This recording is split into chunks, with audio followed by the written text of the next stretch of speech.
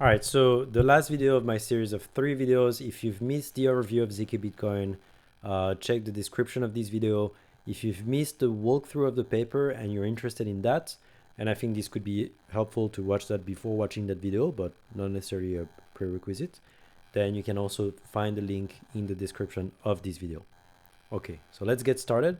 The zkBitcoin repo is right here. I'm gonna enter development mode with GitHub. I think it's gonna be easier to go through the code, but all right, so the structure by itself should make sense.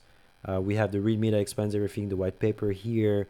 The developer stuff is really only if you want to run MPC nodes or an orchestrator, or set up Bitcoin and all of that. We have some docs of things that we have documented as we were designing the protocol, but the up-to-date specifications are in the white paper at this point. We also have some examples of a committee that you can use if you want to just test it, and also of circuits.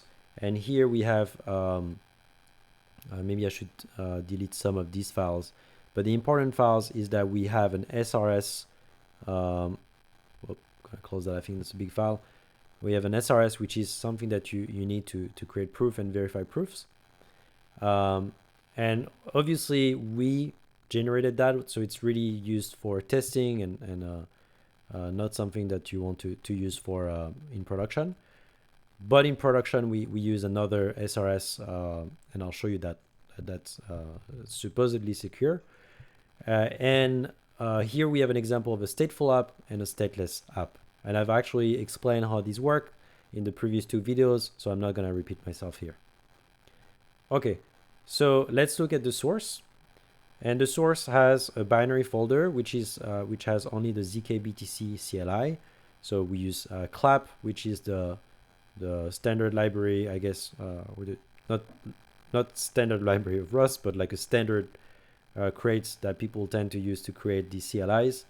And we have all the commands here that you can use. There are not that many of them, so you can go through them.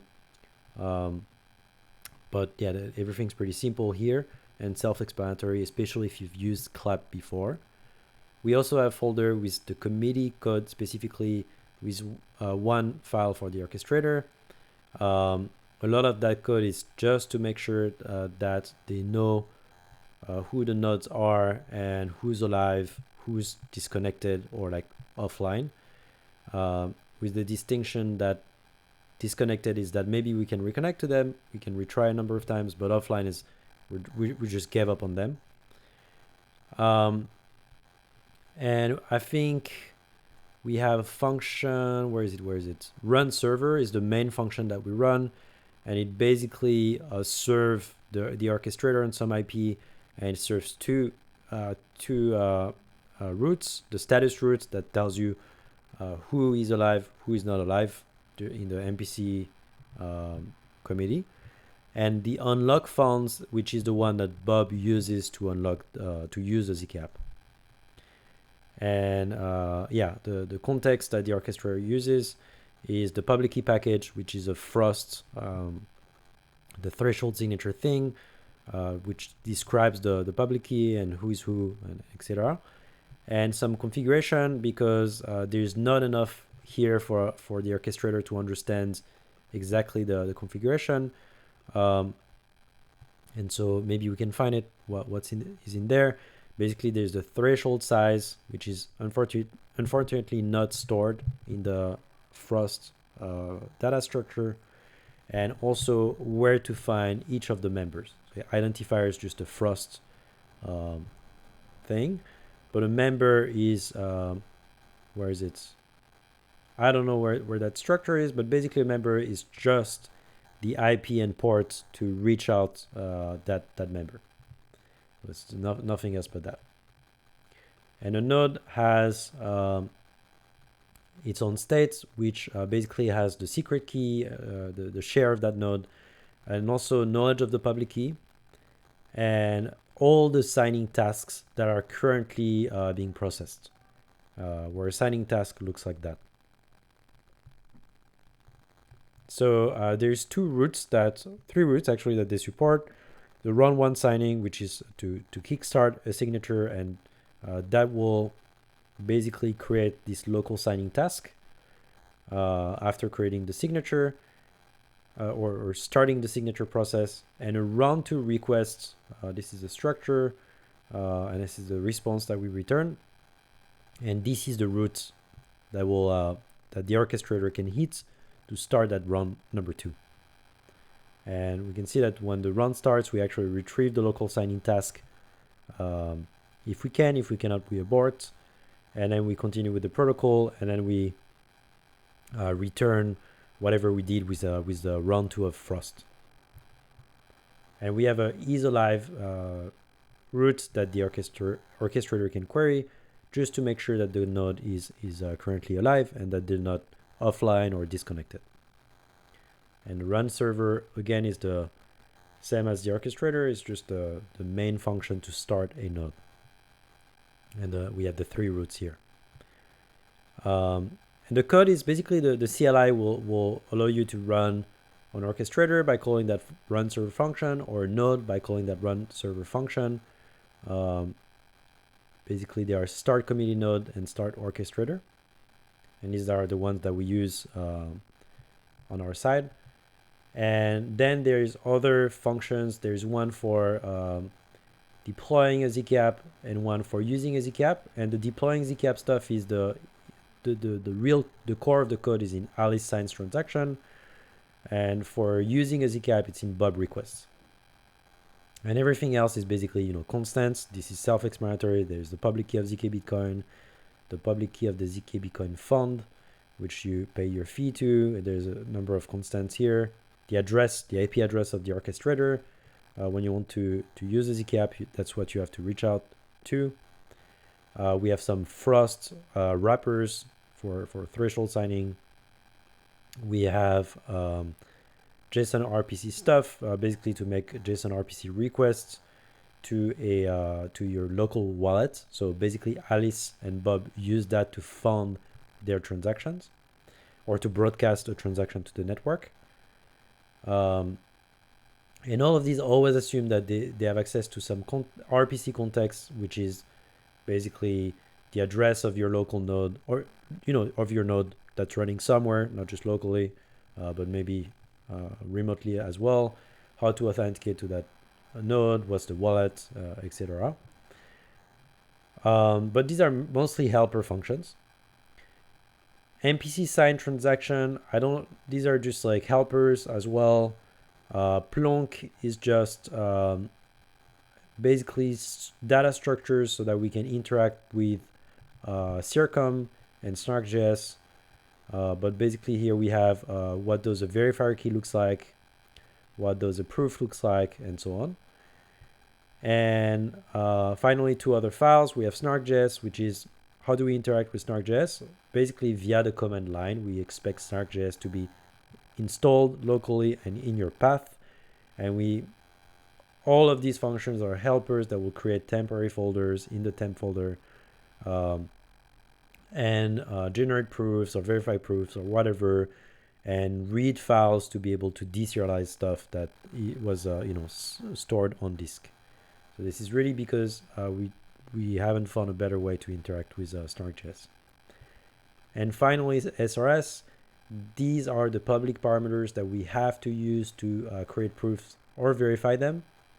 And what it will do is that it will create in your home directory, in a zkBitcoin folder, I think it's in the lib. zkBitcoin folder is basically in a .zkBitcoin folder. And it will create an SRS file that it will download from the internet. And basically we use the powers of TOE ceremony, which is a known ceremony that you can find at this address. And we use the public parameters that are meant for circuits of size 2 to the 16 constraints. And this is number we can increase, but the SRS will take more space for a node, basically. And here we have some download function. Currently we download the stuff here. We have We call that download SRS somewhere, and we always do that to make sure that the SRS exists, and if it doesn't exist, we download it. But we might want to change that and basically panic if the SRS doesn't exist and make sure that the user of the CLI download that manually on their side. That's something we could do as well. Okay, I think at this point the only functions that are interesting to look at are these two, the only files. And Alice signed transaction. Actually, let's look at the CLI.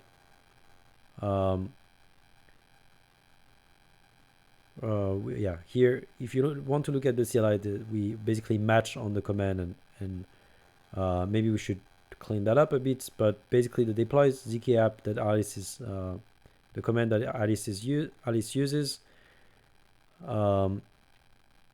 We'll call where is the function? We do some sanity checks here, but probably we should move that logic to that file here.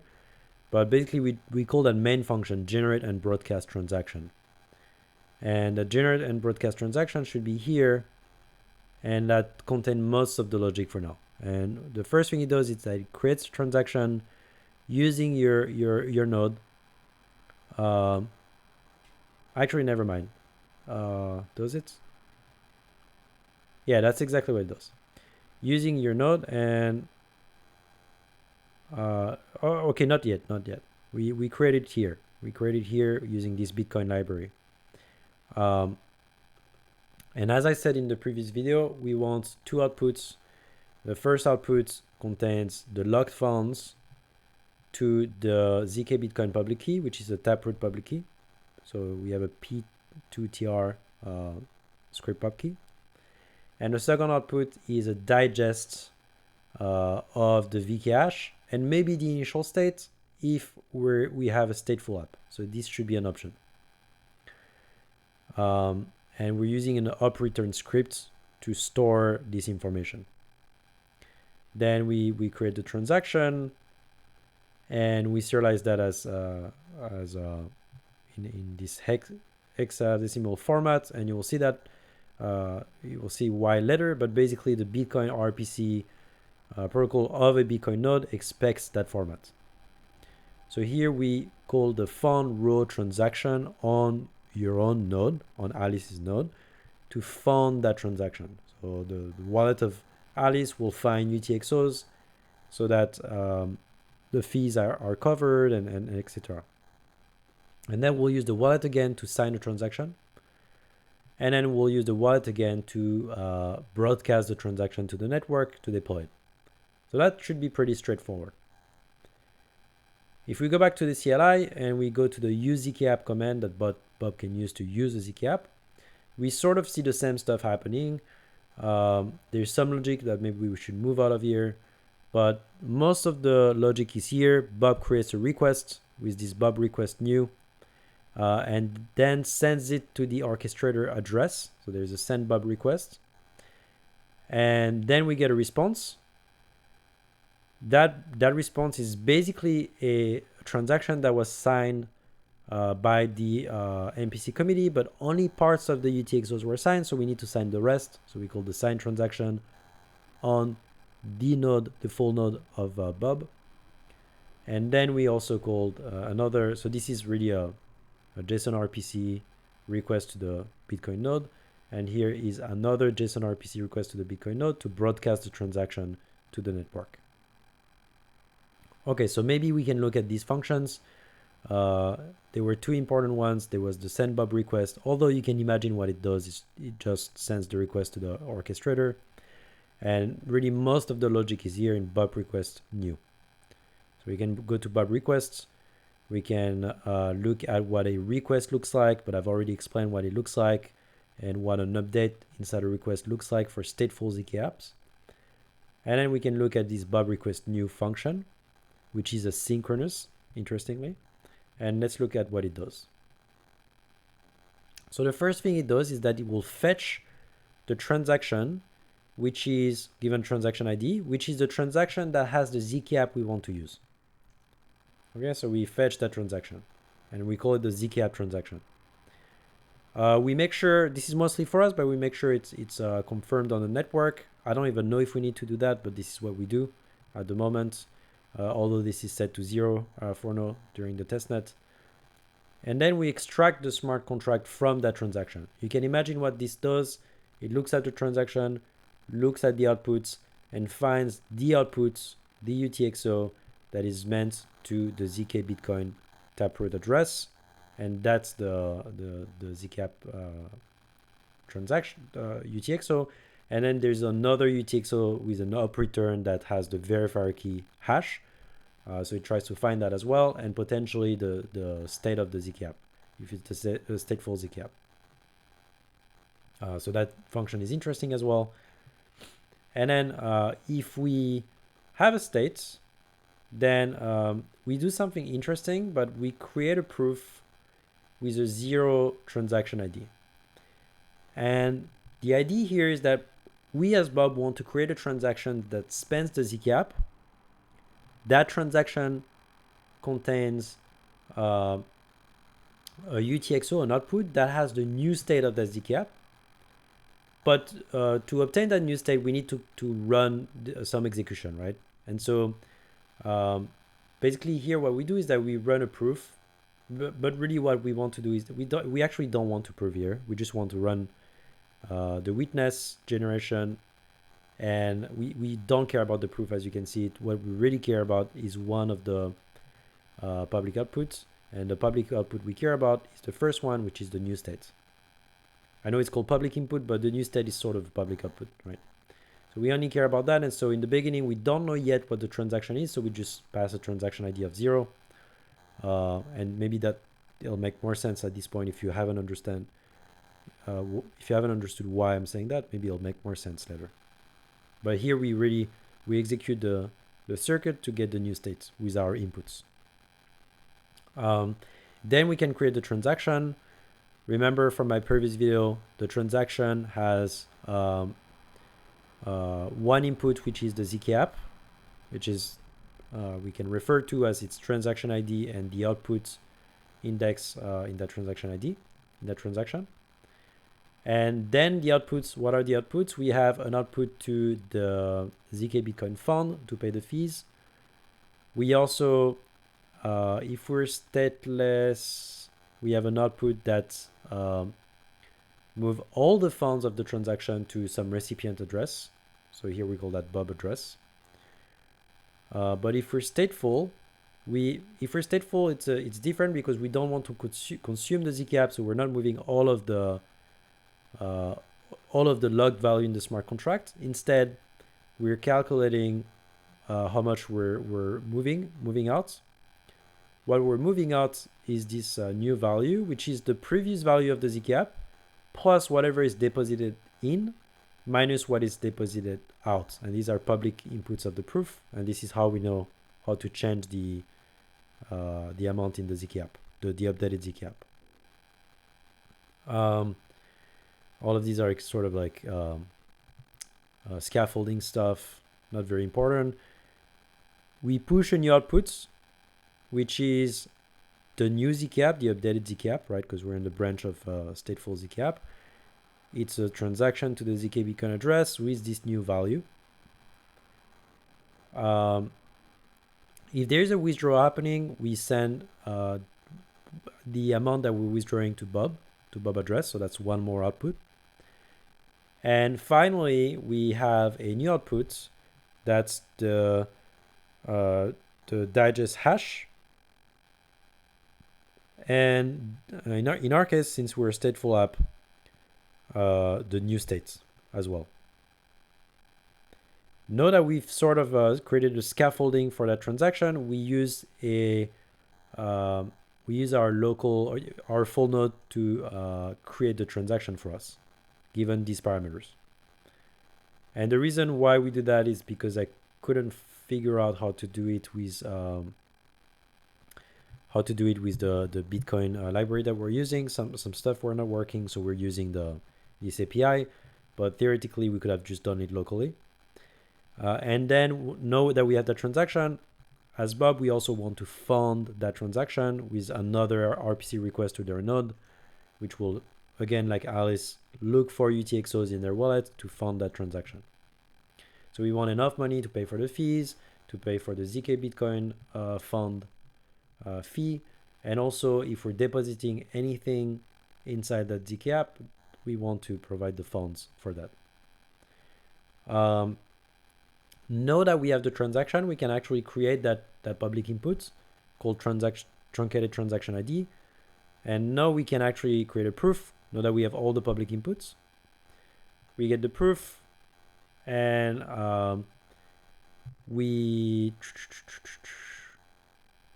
yeah, some sanity checks, I guess. Sanity checks. Don't know if we use that anymore. Yeah, I think this is not part of the request anymore, but it doesn't matter. I don't know how to pull here. Is this? Yeah, I don't know. And yeah, we basically create our request here. And this is what we'll send. And I think I'm just gonna stop here. I think this is enough context for you to start digging into the code base by yourself. The rest of the code is mostly here as helpers and internal functions that are used as part of the main flow.